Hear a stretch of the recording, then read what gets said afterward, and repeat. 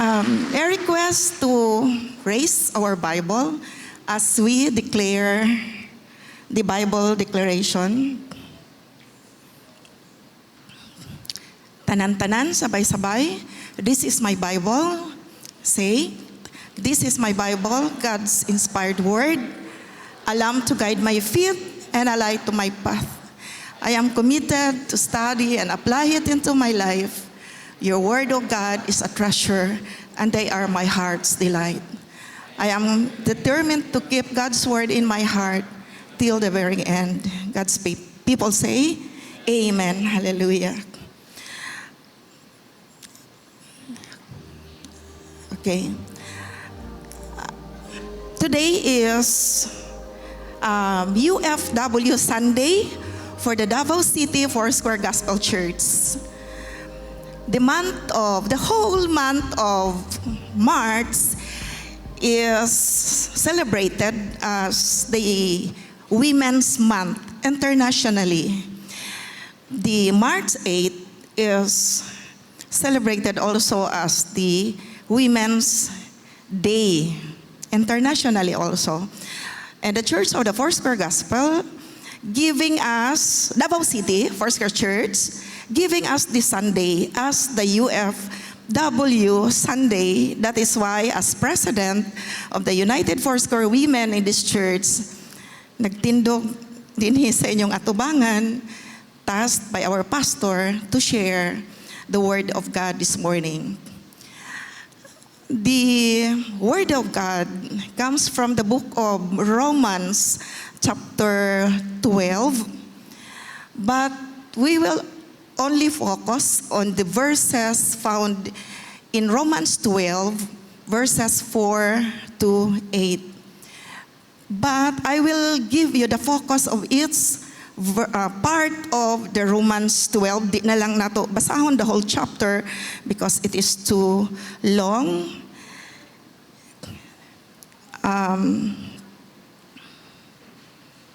Okay. That is Romans chapter 12. That is part of Romans chapter 12. Ang verses 1 and 2 of the book of Romans chapter 12, nag-encourage si Paul to all believers to offer their lives to God as a living sacrifice, dedicating themselves fully to His will.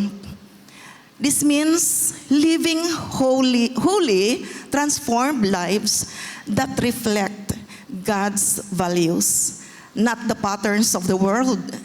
We are to be transformed by the renewing of our minds. This is live a living sacrifice. Living as a living sacrifice to the Lord.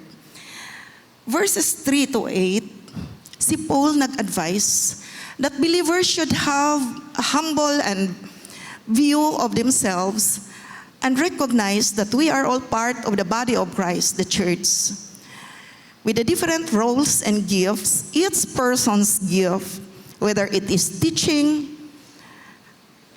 serving, leading, or showing mercy, should be used to serve others and build up the church. Using our gifts humbly for others, not for our own consumption. Ang verses 9 to 13 mentioned how Paul emphasizes that love should be genuine. Love should be genuine, no fake. According to Paul, not fake. So, ang atong hunahuna sa pagkakaroon kanang duda na ta, fake news, fake news, fake news. The only genuine is the Word of God, and Paul is admonishing us to have the genuine love and not the fake love. We are to hate evil and to cling to good. Believers should love one another, honor each other, serve with enthusiasm, help those in need, and show hospitality. In this part of chapter 12 of the book of Romans, Paul emphasizes that love sincerely and serve with kindness, and this is called love in action. I will elaborate further regarding this, how we believers show or express our love through action. Ang verses 14 to 16, this is all about responding with love, not vengeance. Kung doon ay nagkamali sa ato, we are to call to bless them and not seek revenge. Pagkapagsulay gyud ni ini. Mao gyud ni ang matag-adlaw gyud nato nga mga subidahon sa kinabuhi. Gikan sa verses 1, niabot na ta sa verses 14 to 16. And kita jud nato, it's a sacrificial living in the Lord. Respond with love, not vengeance. Move on na ta. Move on na ta because we have to move on so that we can focus our faith in the Lord with all the situations happening around us to this day sa ato ang nation. Respond this with love, not vengeance. Usahay, doon na tayo ma-utter, but we should be ready to ask forgiveness. It is also my struggle while preparing this Word of God. It's a struggle for me, struggling with myself, going through with these words that Paul intended for us this morning to hear. Verses 17 to 21. Si Paul nag-admonish again to the believers to not repay evil with evil, but to do good even to those who harm us. Orag paita na gyud pod ni ani. Deeper, nagkalalom, nagkalisod-lisod. But by the grace of God, we can go through it. We are called to live at peace with everyone as much as possible to overcome evil by showing kindness and goodness. Helping our enemies can lead to them being won over by God's love. Overcome evil with good. Again, so difficult task for us to do, but by the grace of God, we can do it. In essence, sa kinatibukan, Romans 12 is all about Paul's persuasion to all believers. In a nutshell, ang content sa Romans 12 presented to us how to live transformed lives that reflect God's will, not the pattern of the world. Maiba talaga tayo. Because we are in this world, but we are not of the world. Further, si Paul nag-mention to use the gifts. In the next part, as I mentioned the verses 3, from verses 3 to 6, which mentioned about using our gifts humbly to serve others in the body of Christ. Using our gifts. Kita bang tanan dunay gasa? Spiritual gifts. Kitang tanan dunay gasa. Kitang tanan gihatagan as the Lord called us to become His followers, called us to become His disciples, called us to be the believers of Christ. For the believers to love sincerely, showing kindness and humility, even in difficult situations, is love. Struggle again. But by the grace of God, we can do it sacrificially. For believers to overcome evil with good, expressing peace and love in all relationships. Why there's content, why there's words, Paul addresses to all believers. Because each of us, having called by the Lord into this body of Christ, has a very unique role each one of us in the body of Christ? Have we kanang search ourselves o sa pagigasa sa Ginoo nga naa sa ako? Di man ko maayong mukanta, di po ko maayong mo istorya, dili ko maayong mo entertain, diri ra gyud ko sa daplin. No, it's not, because the Word of God is very clear that each of us has a role to play in the body of Christ. I feel so emotional because the succeeding slides I will be presenting to us the programs of the UFW.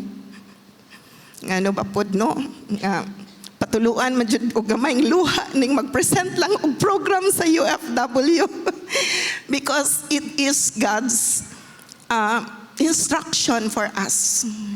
It is all what is all in the Bible that we intend to do as followers of Christ. Let us focus on the Word of God in Romans 12, verses 12 to 8. 4 to 8. Dinhi makita nato that the church is compared to a body with many members. And these members do not all have the same functions. So in Christ, we belong, though many, wala ta kabayad sa Davao Light. Though many form one body, and each member belongs to all the others. We have different gifts, pero naagad tayo gifts, nagkalain-lain lang. According to the grace given to each of us, if your gift is prophesying in accordance with your faith, if it is serving, then serve. If it is teaching, then teach. If it is to encourage, then encourage. If it is giving, then give generously. If it is to lead, do it diligently. If it is to show mercy, do it cheerfully. But ipasabot, ayaw na, i-half-half, i-midya-midya. Do it all na lang gyud. Ihatag ang imong best. Because all of these parts in the body of Christ, ultimately, for the body of Christ to function. Look at your body. Your hands, we have our hands, our head, our tail, ears, eyes, and nose. These parts of our bodies is to make this body useful and functional. This whole body, and we are so blessed that we are in this body of Christ, that we are in this church. And the Word of God emphasizes, the admonition of Paul emphasizes, addressed to all of us, that our gift should be, do it sa tanan nga atong mahimo para sa iyaha. Though we have different gifts, the title of this message, this Word of God, is about unity in diversity. Diverse in gifts, but unified in purpose. Nagkadaiya man ang atong mga gasa, apan ang atong tumong og katuyuan, isa lamang. Tama ba ko? Amen. Tama kitang tanan. Tungod kay, we all came here not on our own, but we came here to fulfill God's plan. We are called to be followers of Christ because we have to play this very unique role in the body of Christ to fulfill God's plan. And what are God's plan for us? It is God's plan for us to edify the church, for the edification of the church. edification of the church mentioned in 1 Corinthians chapter 12 verse 7, naga-mention nga the primary purpose of spiritual gifts is to build up and strengthen the body of Christ, the church. It is not for personal glory, but for the benefit of others within the church. It is very clear what 1 Corinthians chapter 12 verse 7 expresses. Second plan of God for us, for unity and maturity. Dili dapat na magkabulag-bulag, magka-kanya-kanya, but to unify and to grow mature in Him. Ang Ephesians chapter 4 verse 11 to 13 mentioned about how God distributes gifts so that the body of Christ may be unified and grow in spiritual maturity. The purpose is growing all the parts of the body of Christ, unify and grow spiritually mature in the church.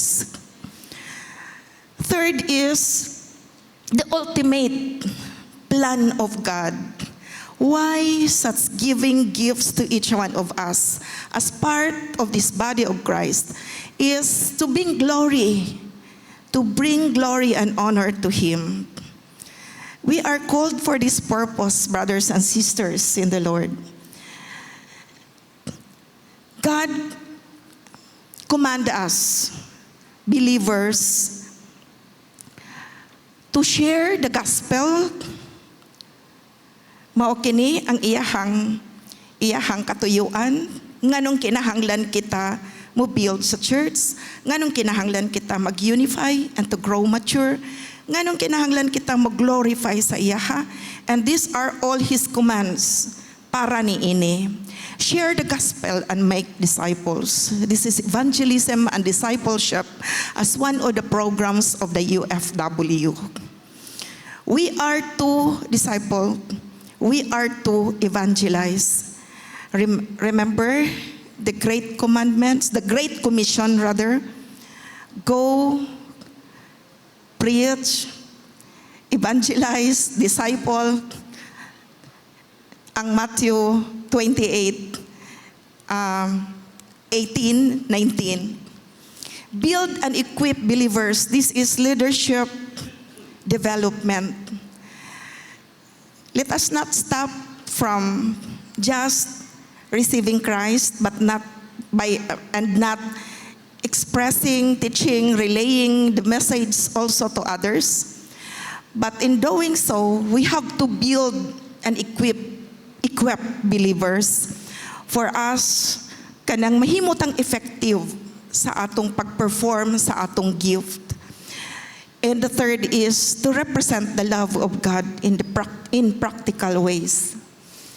To represent the love of God in practical ways, this involves teaching the love of Christ, the love of Christ, which is the mark of the true disciple, as found in John 13:34 to 35.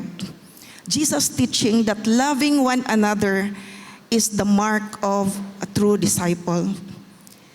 Being the salt and light, as mentioned in Matthew chapter 5 verses 13 to 16. This is to influence the world positively by living according to God's values and sharing the hope they have in Christ. And the third one, how we can represent the love of God in practical ways, is to care for the marginalized. The church is called to care for the poor, the oppressed, and the marginalized, reflecting God's heart for justice and mercy as found in Matthew 25, verses 31 to 46. This includes both the spiritual and practical care, meeting the needs of others in the name of Christ. And this is part of the social engagement and the generosity project of the UFW and our church as a whole. Believers are called to get involved. We are called to get involved. This is not just limited to few, but it is a calling for all of us believers of Christ. Whether through spreading the gospel, serving the needy, using spiritual gifts, or living out one's faith, each person has a role to play in God's plan. We are so privileged to be in this body of Christ, to be part of this body of Christ, because our organization has organized us into departments. We have the 4 departments in our National Foursquare: the Christian Education Department, which take charge the leadership development program of the organization. We have the Youth Department, which is the United Foursquare Youth, the Men, Foursquare Men, which are the group or the department of the United Foursquare Men. And for us, our day-to-day, the United Foursquare Women. We are United Foursquare Women. The United Foursquare Youth, Foursquare Men, and Foursquare Women harmonized its program anchored on the core values of the National Foursquare organization. What are these 4 core values? Core programs, rather, not core values, but core programs. First is evangelism. Second is discipleship. Third is leadership development, social engagement, financial resource development, and the church planting program. All these departments in our organization are being harmonized to anchor its program with these core programs of the National Foursquare Organization, Philippines. For the United Foursquare Women, here in the Davao City Foursquare Gospel Church, we have these programs under evangelism and discipleship and social engagement. We combine the 3 programs because they are interrelated, interconnecting each other. Ang evangelism and discipleship and social engagement committees handled by a committee, we have this Connect Care Circle, a community evangelism and discipleship program in which, in the community, the CCC leaders, which will be trained soon on March 29, will handle 10 to 12 disciples. They will disciple 10 to 12 ladies in the community. We have also, under discipleship program, evangelism and discipleship program, the children's Bible class, which we collaborate with the United Foursquare Youth, since the 3 departments in the church are interconnecting, interrelated, and we are collaborating with each other. That's why ang akong roommate, ang akong ex-boyfriend, who is also the UFM president, from time to time, we discuss on our programs, and I told him, when you go to your project to build the house there of a sister na nasunog, we will also join. We will bring curtains, dress, food, or plans to beautify the house nga i-build sa UFM. O diba? Nindot. So, ingon ko sa iya ha, warned us kung kanusa kay para ma-prepare namo, and we will bring food so that we can also share the food to our UFM.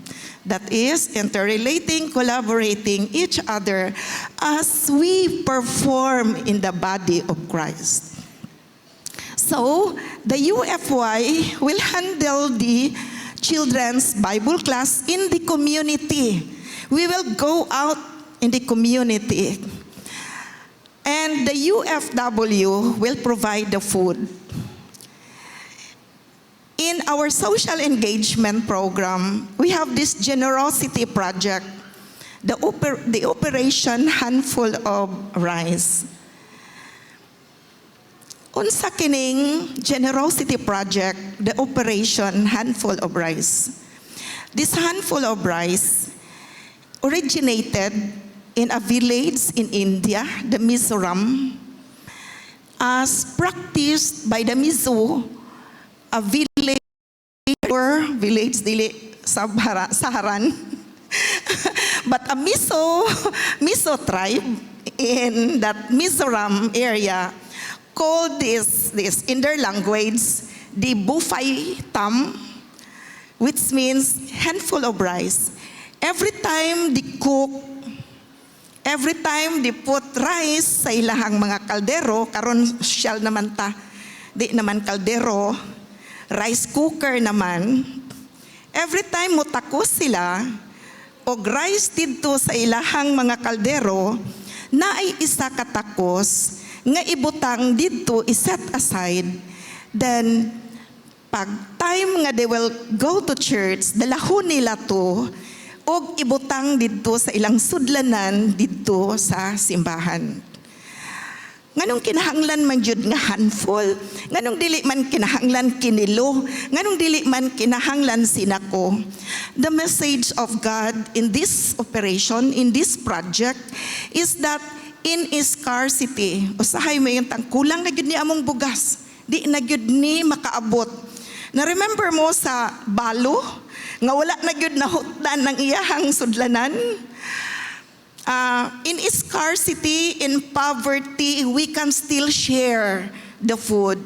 Every time nga we will subo our rice, think of a family also subo the rice nga imong gi-share dito sa ila. Kanang mag-gather nato, we have the urukan dako nga balde with cover para di makatkat sa RAT. Nga gibutangan na ni Mamalu og sticker, Operation Handful of Rice. Naa na diha naka-ready na nga sudlan sa atong mga bugas. Okay ra gyud kaayo og sinako, dawat ra pod gyud ta. Kay tibuon na lang namo kay kapoy na magtakos-takos. Pero mas enjoy pod tong takos-takos, no? Pero kung hassle na gyud kaayo sa tuang takos-takos, practical kuan naman ta, pwede ra gyud nga i-GCash or unsa kay para ni sa atong generosity project. This generosity project sa atong mag-gather nga bugas, katong mga connect leaders, CCC, connect, we care, and we form a circle. A circle interconnecting each other to glorify God. Excuse me. Dalahon dito, kada isa nga mo attend sa Bible study, tagaan nato sila og 2 ka kilo na bugas. Sumuuli sila nga naay ipanihapon, naay ipaniudto. In that way, natuman nato ang giingon, expressing the love of God through us to the people in the community. That is practical service, practical serving the marginalized community for the glory of God. Dili lang spiritual ang atong dala, but practical, meeting their material needs. Kasi every time nga lutuon nila ang bugas nga atong hinatag, I'm sure mo glorify sila sa Ginoo. maghimaya sila sa Ginoo. And we could not just imagine how the Lord will bless those hearts who take part in this ministry, the Handful of Rice ministry for our community. We have also this leadership development. Before our ladies will be launched to the community, we will be training our CCC leaders. Group of 3 or 4, kung wala pa man mo, naka-signify, karon, pwede mong moduol sa atong discipleship and evangelism committee chairperson, si Sister Rhea Mejorada. Naa ba si Sister Rhea? Okay, naa dito si Sister Rhea. Or anybody from the UFW nga mo register kita, mo ingon kita, mo join ko, gamito nako ang gift nga gihatag sa Ginoo sa ako. Dili kinahanglan nga mahimo kitang evangelist para mutuman sa gisugo sa Ginoo sa ato. Evangelist is also expressing using our gift. Mubit-bit lang ta din sa mga materials para dito sa community. Mubit-bit ta sa bugas. That is taking your part and using our gift unto the body, unto to glorify the Lord. Dili kinahanglan nga mahimo kita di manggudgula ko'y gift ni anang evangelism. Evangelism na lang. Ug dili gyud ta evangelism. Discipleship. While we are attending, joining with the team, we also ourselves will be nourished spiritually.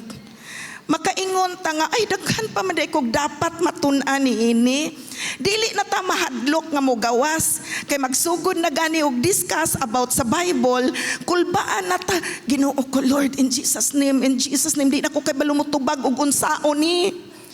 Number 1 fear sa atong mga ladies nga among nadunggan is mahadlok man mi mo adto sa community kay tabangan mig pangutana unya. Maglisod unya mi og tubag. Naatay lessons, naay materials nga i-provide. We will undergo a training nga ikandak sa atong CE director nga mausab ang atong UFW advisor together with our pastor, the district supervisor of the CMD. So dili ta pasagdan nga mugamit sa atong mga gifts nga dili kita guided. Apan kung ang imong gasa maong paghatag aron sila makapanglakaw, then do it generously. But we need leaders to handle Bible classes in the community. Dili kini tungod kay programa kini sa atong national Foursquare, and we are kanang committed to deliver. Naami commitment nga mo deliver ni ini. But we are not doing this because we have this commitment to the national. This is just a form of monitoring kung nag-perform and nag-function bagyod kita as body of Christ, as an organization, Foursquare organization, as a department in our organization. Makita nato atong agi. One time I heard a preacher nga niingon, kani ko nung dito kuno sa langit, ang atong purong-purong, kanang atong mga na-evangelize, or kanang mga jewels ato ang crown. Sige kong imagine ni Ana, bata pa ko niya to. Ginoo ko, murag ang akong crown, ani, wala pa mangyud ko'y maihap nga mahimong musidlak sa akong crown. At first naingon lang ko, bahala na Lord, basta langit. Pero lahira pod siguro no nga maglingkod ka dito niya imong katapad nagsidlak-sidlak yang corona, daghan kay siya jewel sa iyang corona, whether it is true or not. But this is God's command for us to do. As what I've mentioned, dili ni tungod kay duna kitay kota sa nasyonal. But mauni ang gisugo sa ato sa Ginoo. To use our talents. Naka-remember mo sa parable of the servant and the master nga naghatag siya og 5 talents sa iyang servant. Ang isa gitagaan niya 2 talents, ang isa gihatagan og 1 talent. Pagbalik sa master, after a long vacation, iyan ang gi-account ang iyahang mga servants. Okay, unahon ako tong gitagaan nako og 5 talents. Ingon na ang 5 talents with all the pride. Siya, Master, I invested it and doubled the 5 talents. Well done, thou good and faithful servant. Hallelujah. Okay, next servant. Where is the total 2 talents I have kanang entrusted to you? Ana pud ang ikaduhang servant. Oh, Master, I invested and doubled the 2 talents you have entrusted to me. Ang third one, ang katong naalay isa ka talent. Ingon na siya, Master, gitago gyud nako. Kay isa ra gud ka buok, basig maalkansi unya. Wa na gyud mabilin, remembrance na lang gyud nako ni. Wala ni sa Bible, ako ra ning buot-buot. Morning wala gyud nako gi-invest, Lord. Ako gyud ning gitipigan. And what the master said according to the Bible, nasuko siya. Dinhi gi-emphasize madako og magamay ang gasa sa gihatag sa Ginoo sa imuha, invest it. Dili ka pwede mingon nga maura gyud ni ang ako, maong mag-ani ra gyud ko, tama ra gyud ni. Being a greeter in the church, wala gyud gikumpara dinhi kung gwapo kag tingog, di gyud kakaingon nga di gyud ko gwapo tingog. Kay pang choir man ang dili gyud pang solo good. Pwede ra man gud ta mo appeal sa choir kay matabunan naman lang na. Unya na pag yung isa palit mo ukulele. Kay pwede ra gyud ta mo kaskas sayon ra gyud ka ito ana ra gyud siya. Tudluan pud ta ni Sister Inday og unsaon. Grabe gyud kay pasensya si Sister Inday mo tudlo ba. So ayaw gyud na tagui as your souvenir ang imong talent nga gi-entrust sa Ginoo sa imo. By the way, talent is not talento but it's kanang currency, money sa Bible. Pero speaking here, ma-compare nato kana. Magamay og madako ang gi-entrust sa Ginoo sa imo ha. Do it for the glory of God. Because kadtong iyang gitago ang iyang talento, kasabot magyud ko nga kitang tanan ni gamit gyud sa atong talento para niya. Pero ato yung hinumduman nga nasuko gyud ang master, niingon gyud siya, oh, nganong gitaguan man na nimo dito ka. Dili ka diri. Wala siya kadungog sa well done, the good and faithful servant. Dito siya sa kangit-ngit nga naipagkagot sa ngipon. Inana gawas pod kung dili pod nato gamiton ang talent nga gihatag sa Ginoo sa ato, dili pod siya ta makahimaya sa Ginoo. Back to our organization, we are catered na nata, gilid nata into how we will perform, how we will accomplish the task that the Lord given to us. Ginapasayon sa atong organization. Ang ato lang is to join. Ang ato lang is to participate. Ang ato lang magpa-member sa UFW, UFM, and UFY. Another program, which is also the core program of the national, nga gi-implement nato din sa atong church, is the financial resource development. We discourage ka nang magsigita og shell out our own money, solicit. No, sagi-emphasize ni pastor, dili taan nang magsolicit. Dili ta mangayo, kay kita manghatag mangyud ta bisag di ta pangayuan. But for the UFW, we have this financial resource development project, the All Things Market. This is online selling in which ang UFW na diha as community, as consumers, mo post lang ta, then mo respond po ta, nga we will order that koan merchandise or all things kasi kung wala na mo'y wala na ninyo na gigamit sa inyong balay ng inyong kanang mga cabinets, i-dispose. Kung guot na inyong balay din ha, kay daghan na kaayo tawag mga decorations, i-dispose.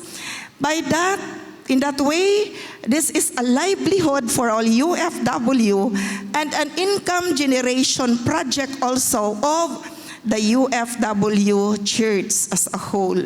Nga maka-finance kita sa atong mga programs sa atong simbahan. Because we have programs like purchase kita og kortina sa ato diha sa taas, to beautify our church, to extend hospitalization assistance, and mortuary assistance. So kung wala kitay mga financial nga generation and mobilization projects, wala kitay ikasupport niini nga mga programa. So mao kana mga igsuon.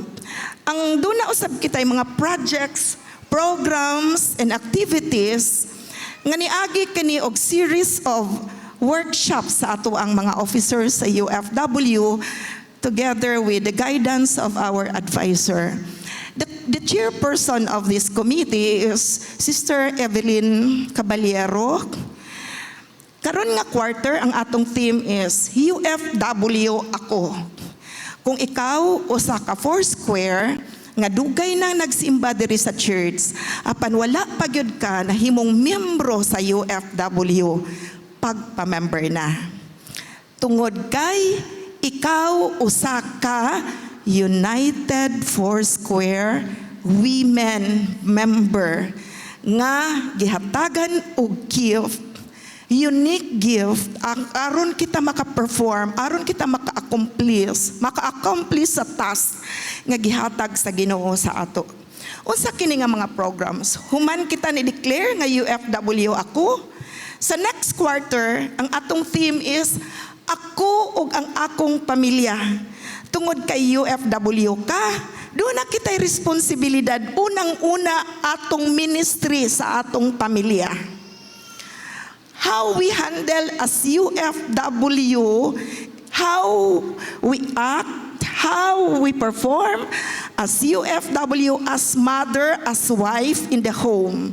Our cooking, our household tips, share kita niini, and we have this monthly fellowship with this team, Ako, UFW, Ako ug ang akong pamilya. For the third quarter, we have this Ako as UFW ug ang akong katilingban, my community. Because the Lord Jesus Christ is so concerned with the community. Remember na to, gikan sa 4 Gospels sa New Testament. Basahan na to. 4 or 6 instances in the 4 Gospels of the New Testament where we can find how compassionate, how concerned si Jesus sa community, sa multitudes. Ingon pa iyang mga tinunan one time, ting paniud to na, papaulion na lang ning mga tao, kadaghan ba ani? Saan man ni sila pagpakaon? Murag ang giuban-uban gyud ani nila kang Jesus, ang kaon lang gyud. Mudaghan gyud ni sila og tingkaon. Ingon na ang mga tinunan. Pero si Jesus niya na nga ayaw, pangkuyapan na sila sa dalan, gipanggutom na na. And Jesus did miracle. Giunsa niya tong 7 loaves of bread o ang 5 fishes, gipadaghan niya. Yun siya nga, ano ba nga inyo man ang palakon? Di ba namunit pa man mo sa sobra? Kamugyod ang inyo rag yung huna, ikaugalingon ang inyong ginahuna. Murag wa na gito sa Bible, Lord, murag ako na gito. Sorry. But this is just giving you the picture nga si Jesus is not just concerned for his disciples. Jesus is not just concerned for us here inside these 4 corners of this sanctuary. Jesus is so concerned for us to extend his love to the community. Ako ug ang akong katilingban. We will be guided with programs how we will relate ourselves as UFW in the community. Hallelujah. Di ba? Isn't it wonderful? Hallelujah. For the 4th quarter, ang atong theme is Ako, UFW, og ang akong simbahan, me and my church. Dinhi himo kita na sa ato ang mga programa how we relate unsa kita nga UFW sa atong simbahan. Kadtong wala pa nakabutang sa ilang sarili, asa kita dinhi sa atong simbahan, it's time for us to reflect nga kita as UFW, do na kitay duties, responsibilities, functions to perform as part of this body of Christ. To make this body of Christ functional, to make this body of Christ can accomplish the calling, the mission, the order, the command of the Lord for us to do. The UFW also has this formation and evaluation and monitoring. We have this information and a knowledge hub. Tanan nga information, prayer request, testimonies, you are to free. Nga moingon nga, I have a testimony. Kaning atong testimony, mga kadaugan, dili na nato angay tipigan. But we have to express that so that maka-strengthen kita sa pagtuo sa atong isig kaigsuon. Makaingon kita nga, Lord, ikaw manggiangayon magyud kang Ginoo. Kung gihatag nimo ni nga panalangin sa iyaha, ihatag yun po nimo sa ako. O di ba nakapanalangin kita sa kinabuhi sa isa ka igsuon?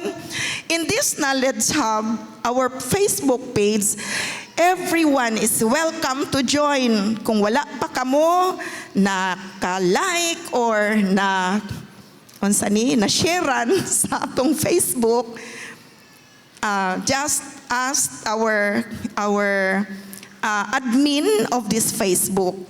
Word of God, prayer request, testimonies. Na ay isa ka testimony nga, niingon siya nga, sukad ko nga ni-commit to be active in the UFW.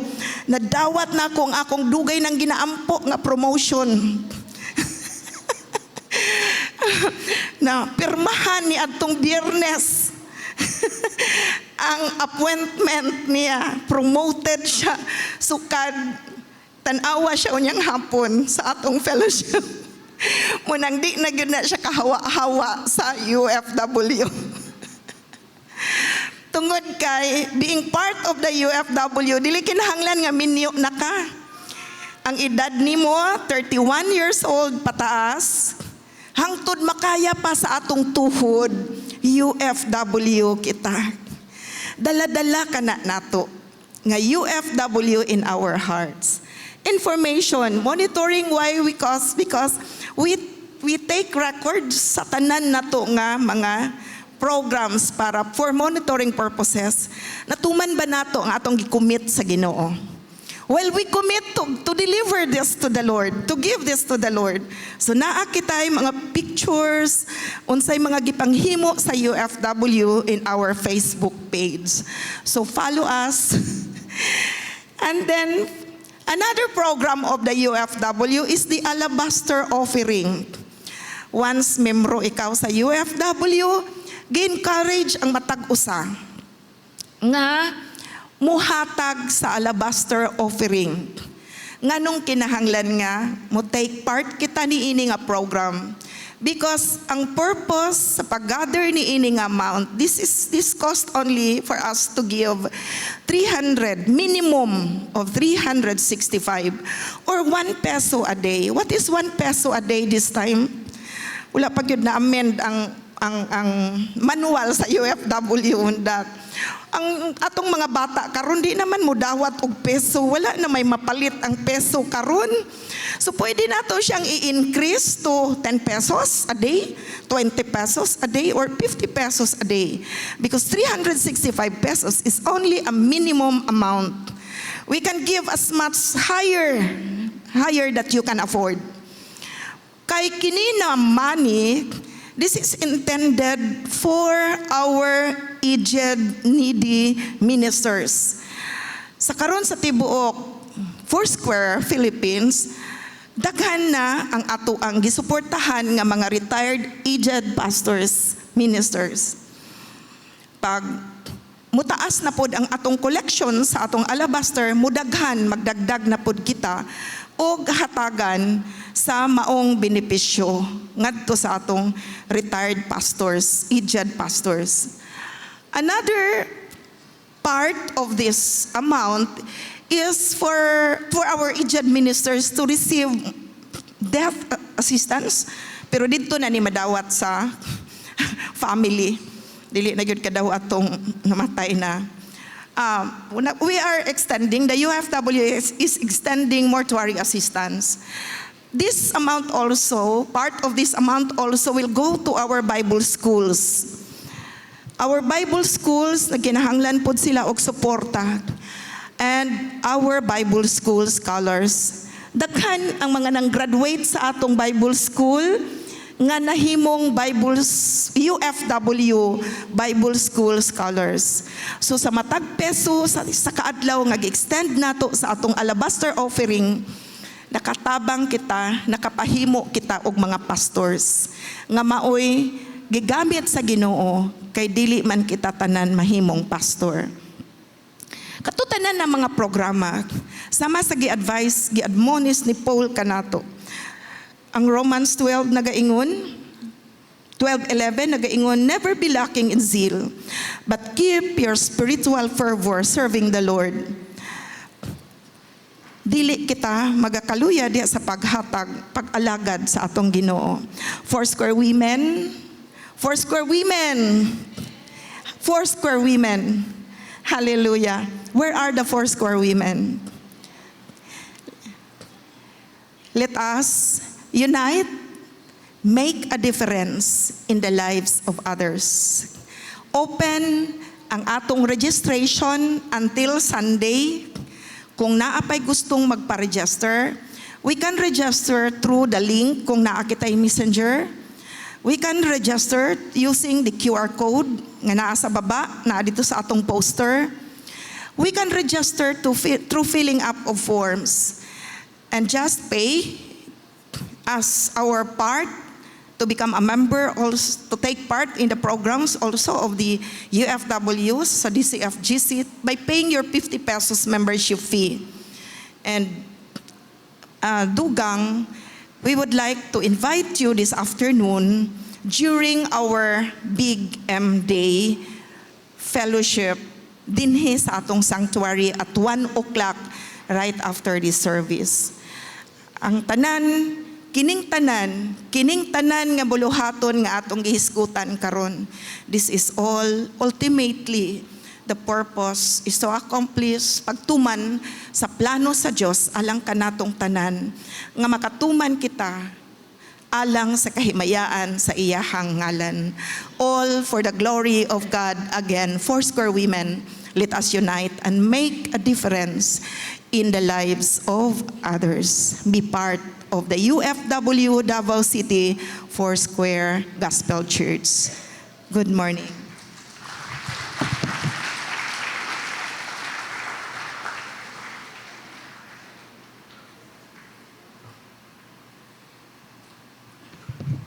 Kato nga mensahe di lang to para sa mga UFW, kundi ka natong tanan nga naa dinhi. For all of us who are here, the young people, the men and the women, all of us are called to serve. God has given us different gifts and talents in the body of Christ so that the word of the Lord, so that God will be glorified, especially in these last days. So can we say, Lord, I want to give my life to you. I want to give my talent to you. Ayaw ingna nga, Lord, ang akong talent kay mag-smile lang gyud. Ang imong pag-smile baya, dako kay nagkahimuan sa usa ka tawo nga first time nga nusimba, and it would be forever nga musimba na gid siya because of your smile. So if you feel like ang imong talent is just so small, pero yung pa sa usa ka kanta, if you give it to the master's hand, then it will be multiplied. Sama sa usa ka bata, and when he gave his 5 loaves of bread and 2 fish, so that to serve hungry people. So why not tell God, this morning. Just close your eyes and bow your heads. In reflection to the Word of God today, always remember, you may not UFW, for all of us who are here, the UFY, the UFW, and the UFM. God has given you talent. Don't just be satisfied coming to church, sumulingkod. Well, it's good. But it's one thing that you can find yourself also serving the Lord. Kung unsa man na, just give your life to the Lord and say, Lord, I give my talent to you. Okay, just raise your hands. Maybe ang imuhang gasa is to give. Yung pa sa Bible, give generously. Give cheerfully. Because God has given you much. And God wants you to give for the glory of the Lord. If it's for service, serve the Lord. It's for help, then help, no? Daghang pamaagi na magamit sa Ginoo. We are now in the last days, and God is calling all of the people in the world, especially in Davao City Foursquare Gospel Church, to be part of the body of Christ. Why not raise up your hand? Say, Lord, gamit ako, Ginoo. Use me for your glory. Just raise your hand if you are that person, and God is talking to you, then say, Lord, use me for your glory. Heavenly Father, thank you, Jesus, for blessing all these people, oh God, today. They have raised their hands, oh God, seriously this time because they want to serve you. Bless these people, oh Lord, and thank you for your faithfulness, that you would inspire them to the power of your Holy Spirit to serve you wholeheartedly. Thank you for your goodness and your mercy, your love.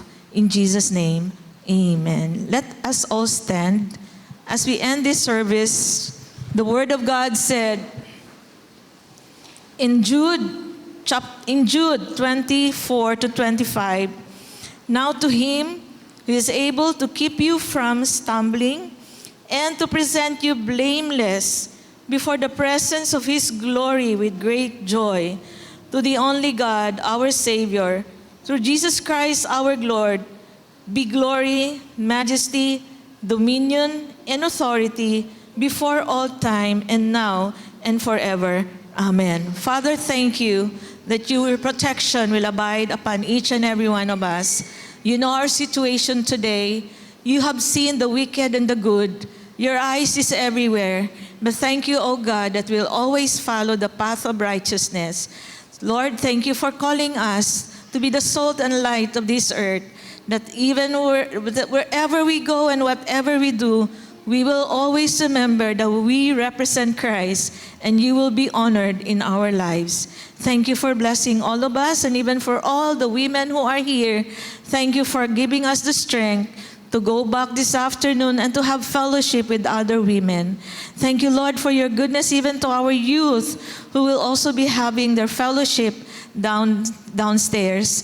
Thank you, God, that in the family, all of us are important, children, youth, men, and women, because we are a family, and we serve you, Lord, and we love you.